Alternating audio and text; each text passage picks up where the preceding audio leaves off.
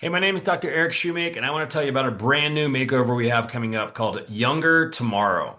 And really, the whole idea behind this is aging isn't inevitable. It's a process that you can slow and even reverse. There's so many millions and billions of dollars being spent on longevity and anti-aging serums and creams and everything else. But I want to tell you that the key to slowing and reversing the aging process and feeling younger and looking younger and actually being younger is already inside of your body if you can activate your natural longevity pathways. And that's what this makeover in your Max Living doctor's office is going to be all about. So, as we get into this, I want to really delineate between two different terms. One of them is called health span, and the other is called lifespan. So, most people think of your lifespan as longevity would be increasing your lifespan, but that's not really what we want. If you live to be 90, but you use up all of your health by the time you're 70 and you're sick and fighting disease and spending all your time at doctor's appointments or in a nursing home from the time you're 70 to 90, that's not life. We want to actually increase your health span, which means the number of years that you're able to do all the things that you love.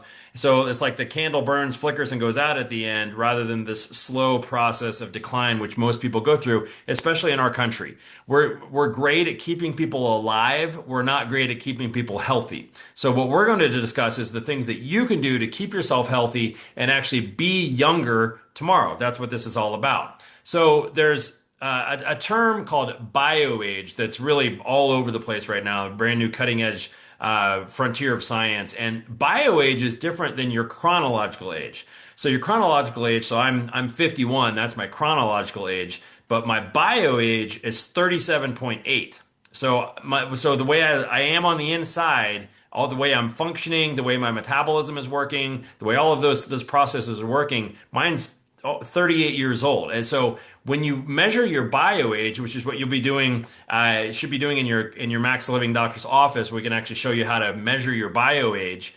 And you can measure that, and you want your bio age to be younger than your chronological age. So if I'm 51 and my bio age is only 38, I'm doing pretty well. My health span is going to be really good. And so we're going to show you how you can actually check these numbers on a regular basis and see your bio age go down. So if I'm 51 and my bio age is 67, that's not good. And that's a lot of our patients. So what we want to do is teach you how to turn that around and reduce that bio age. So the way to do that is focusing on what we call your metabolism. Okay, so we're going to talk a lot about metabolism. We're going to talk a lot of nutrients and supplements and things that you can do to become younger. But a couple of things that reduce your life expectancy or health span in the United States is what we call metabolic syndrome. So when I talk about metabolism, having a healthy metabolism doesn't just mean being thin. That's really just a small part of it. A healthy metabolism means your body knows exactly what to do with the calories that you take in. It means your brain is healthy. If you have a good metabolism, your brain is healthy, your liver is healthy, your heart is healthy, all of those things. So what we have in our country right now, so tell me if this is you. So this is called metabolic syndrome. So I'm right now, over 90% of American adults have a metabolic disease that is either diagnosed or undiagnosed after the age of 65. That number is about 70% of all American adults have a either diagnosed or undiagnosed metabolic disorder. So there's one called metabolic syndrome or prediabetes you may have heard of before. So these are the criteria. So the first one would be glucose or insulin that's high. So if you've had your A1C measured and it's high, so it's in the pre-diabetic or diabetic range, that's one of these things you can check off. Central adiposity or obesity would be your waist circumference. So if your waist circumference is greater than 40 inches in men or 35 inches in women, that's another thing you check off when it comes to this metabolic syndrome.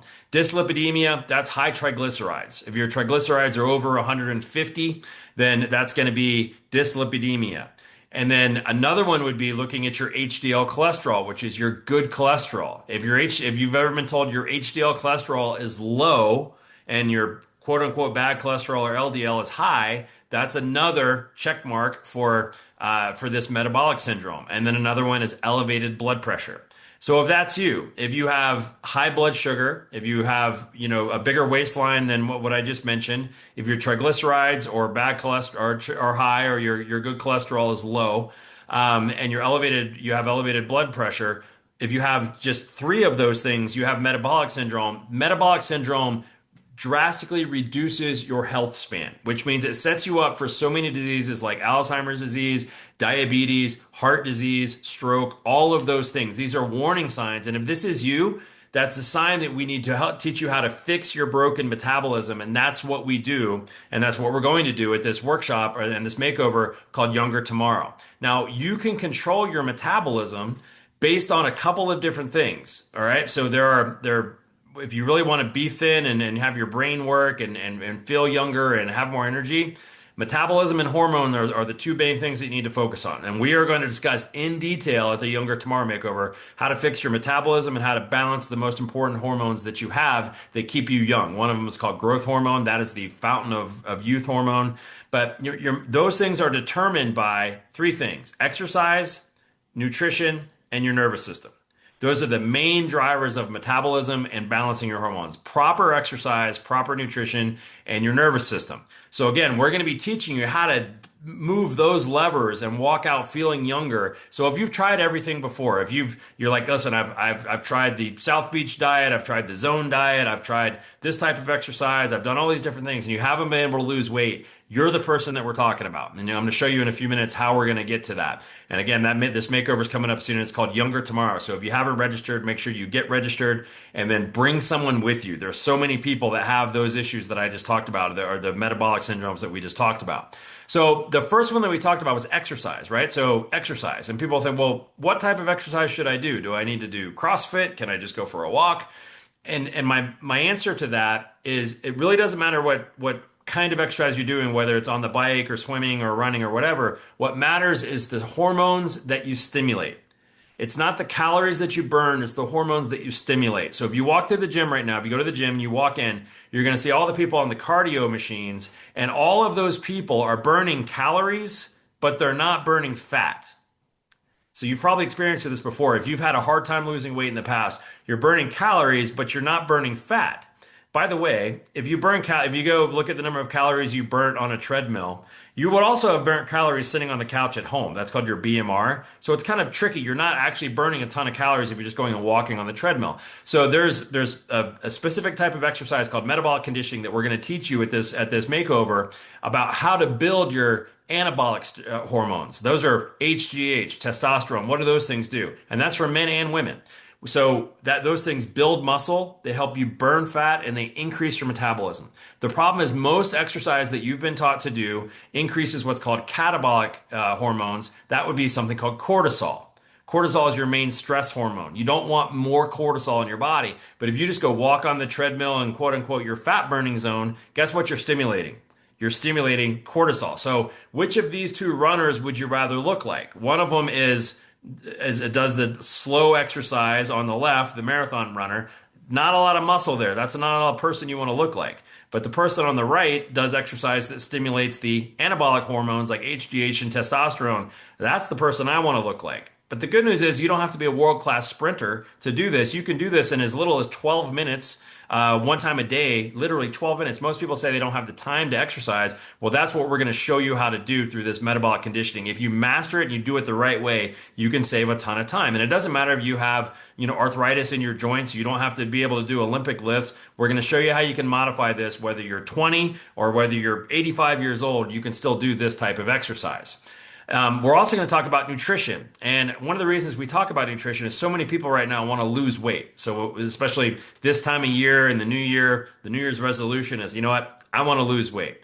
And I'm here to tell you, if you make a New Year's resolution isn't good enough for most people because we think of a resolution meaning like a hope or a dream.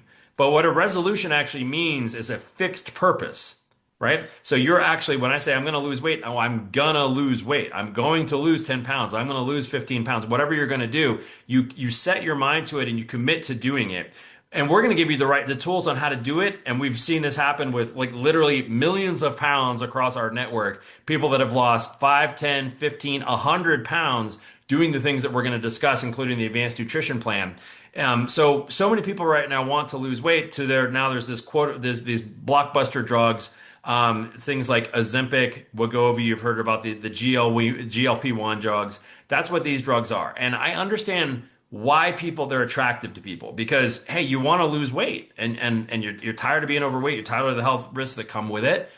But the issue is this is a shortcut that doesn't work long term for most people. And it also doesn't do you any benefits long term if you're just starving yourself, which is what these drugs actually do. They actually cause a delayed gastric emptying. So the food stays in your stomach longer, you feel full longer, you eat less, but it's not healthy. It's not the way your body was designed to work. So for instance, the food in your stomach is meant to be out of your stomach within 2.5 to 3 hours. Not for sometimes, not sometimes, always. That's the way it's designed. But what happens with these medications, people taking, the GLP-1s like Ozempic or Wegovy, they'll find these people have the same. They're like, I read an article recently, and they'd studied several different people with side effects, and they were literally vomiting up food from a day and a half ago that was still in their stomach. Guys, that's not normal. And it causes all kinds of other side effects that go with these medications. One of them is pancreatitis because it affects your insulin level. So you drastically increase your risk of pancreatitis, which is no good.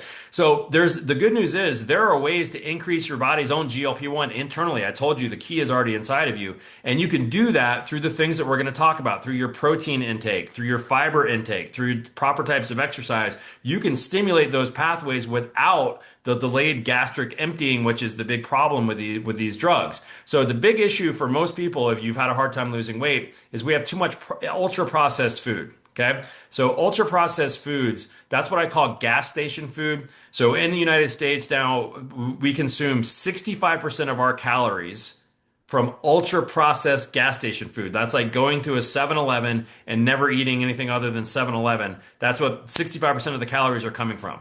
That is absolutely insane. And that's why we're so sick. That's why we have more heart disease, cancer, Alzheimer's, diabetes, prediabetes, obesity than any other country in the world. And it's not even close.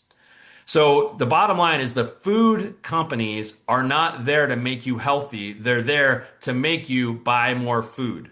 That's what they're there to do. This is, as always, it's not about the patient. It's about the profit. So if you want to be healthy, you have to realize food companies are not your friend. So we have more processed food intake, ultra processed food intake than any other country. And there's a reason we are sicker than any other country. And when you just look at this processed food, so this would be like if you just add 10% increased risk in your calories from processed or ultra processed food, that would be like eating just one donut hole. That would be half a can of Coke. That would be 18 Skittles.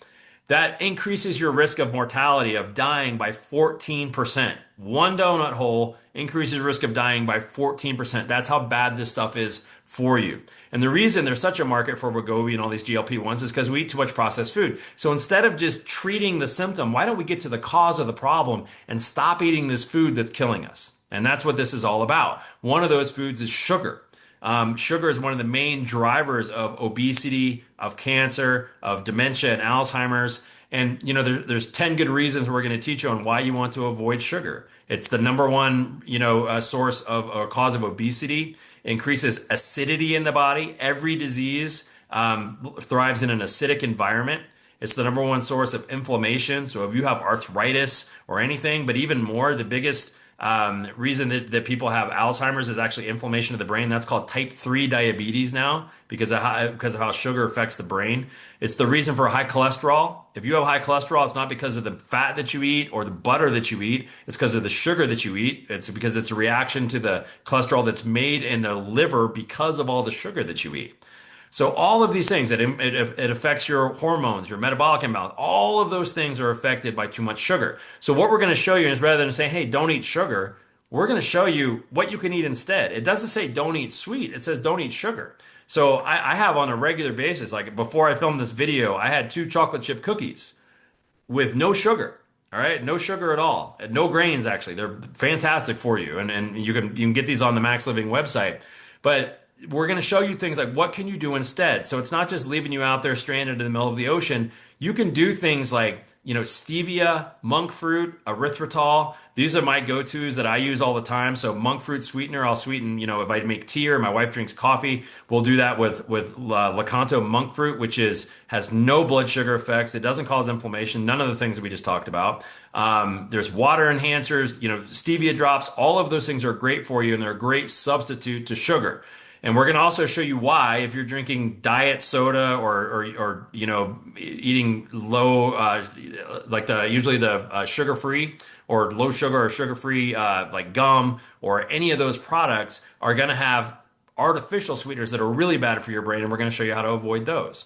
So again, this is all coming up. If this sounds like you, if you're tired of being, informed from a million different people with a million different opinions, we're going to show you what works. And what has worked for the last 3 decades with our patients, we're going to show you how to do that. And that's coming up at our Younger Tomorrow workshop. We're going to teach you how to walk out of there younger than you were when you sat down. Okay, one more thing, and then we'll wrap up. So if this is intriguing to you, if you're ready to start feeling better and looking better and have your brain work better and stop having those senior moments where you can't remember the word that you thought of, it's completely up to you to do that. This is not about bad. Most people think just because you have bad genes in your family, you're doomed to repeat whatever your family dealt with. So if my dad had heart disease, I have to have heart disease, or my mom had cancer, I'm going to have cancer. The good news is that your genes only play about a 6% role in your health. The other 94% is your lifestyle choices. And we are going to show you how to make those lifestyle choices and make them stick. We also have a 30-day challenge that we're going to do, which is going to be phenomenal. It's called the Core 30 Challenge. So we're going to do this together. So the way that you really make this work is you get involved in a group, and then you do something long enough to build habits. So this 30-day challenge is going to show you, the Core 30 Challenge is going to show you how you can do this. It's going to have recipes. It's got a journal so that you have you can write down your progress and the things that you're dealing with. It's going to have workouts for you. All of these things in the challenge, and the kickoff to the challenge is going to be this Younger Tomorrow. So we're going to be doing this as a network. So not even just as the office that you're watching this in right now, but hundreds of other offices are going to be doing this together. We're going to have a social media channel for this. We're going to have giveaways and prizes, because if you get involved in a community, if you have the right information and you work with the right people, you have a phenomenal chance of not only losing weight, but keeping it off, of reversing your type 2 diabetes, of getting your blood pressure under control finally, of having your brain work better. All of those things happen when you get in a group and you do something that's going to work with like-minded people. So make sure you get registered for Younger Tomorrow. This is going to be a blockbuster event. Tell all of your friends, bring them with you. I promise you won't be disappointed. And this is the step to really building a new you this year.